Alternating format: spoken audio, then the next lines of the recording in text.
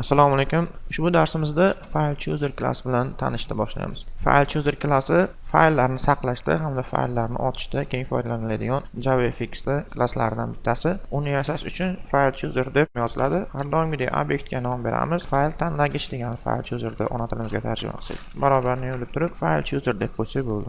File chooserimizni ko'rishimiz uchun uni ishlatib ko'rishimiz ham mumkin. Show open dialog deb ishlatsak bo'laveradi yoki bo'lmasa show multiple dialog deb ham ishlatsak bo'ladi yoki bo'lmasam show save dialog. Saqlash uchun ham ochish uchun ham xullas ishlatsak bo'laveradi. Hozir ochish uchun ishlaganda qanaqa ko'rinishda ishlashini ko'raylik. Kodni run qilib ishlatib ko'radigan bo'lsak, open deb tepasiga yozar ekan by default. Faylning nomi open cancel degan tugmalari bor ekan.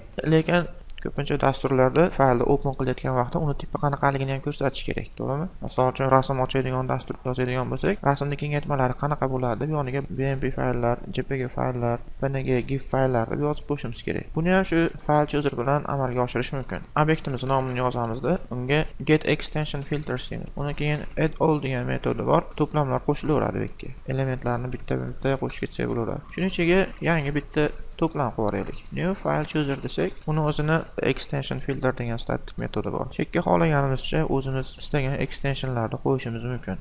O'zimga bitta shablon qo'ysam vaqtdan o'tish uchun. 5 ta nusxa oldim bundan. Eng birinchisi JPG fayllar bo'lsin deylik.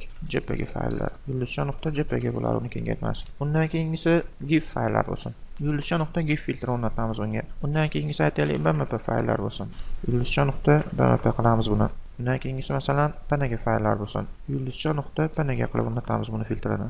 Oxirgisi barcha fayllar bo'lsin deylik. yulduzcha qilib qo'ysak, barcha fayllarni ko'rsatib beraveradi. Kodni to'xtatib, qaytadan ishga tushirib ko'rsak, biz istagan tipdagi fayllarni ko'rsatadi. Masalan, hozir men C diskda vaqtincha degan papkaga o'tsam mana.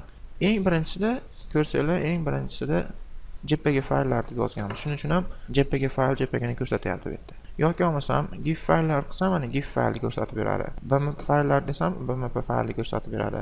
PNG fayllar desam, shu papkani ichida faqatgina bir dona PNG fayl bor bo'lganligi uchun shu faylni ko'rsatyapti. Ko'p bo'lganda boshqalarini ham ko'rsataveradi.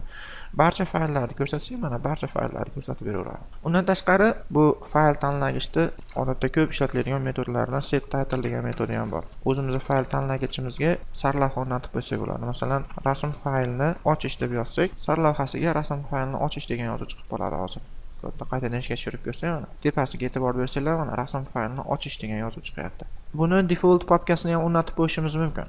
Hozir mana fayl tanlagichda show open dialog deydigan bo'lsak, o'zimizni kompyuterdan chiqyapti mana. C disk, E disk, D disk, F disklar ko'rsatib beryapti. O'zimiz istagan bitta fayl papkani ko'rsatib qo'ysak, ochilganda birinchi bo'lib o'sha papkani ochib bersin ham deyishimiz mumkin. Uning uchun shu fayl tanlagichda set initial directory degan metodi bor. Shu metoddan foydalanib, buning ichiga konstruktorga fayl tiplik obyekt ko'rsatilishi kerak. Obyektimizga path name'ni ko'rsatib qo'ysak, misol uchun shu yerda C disk ichida vaqtincha degan papkani ochib bergan, ishga tushgan vaqtingda deb ko'rsatib qo'ysak bo'laveradi. Hozir mana qaytadan yana ishga tushirib ko'ramiz kodimizni.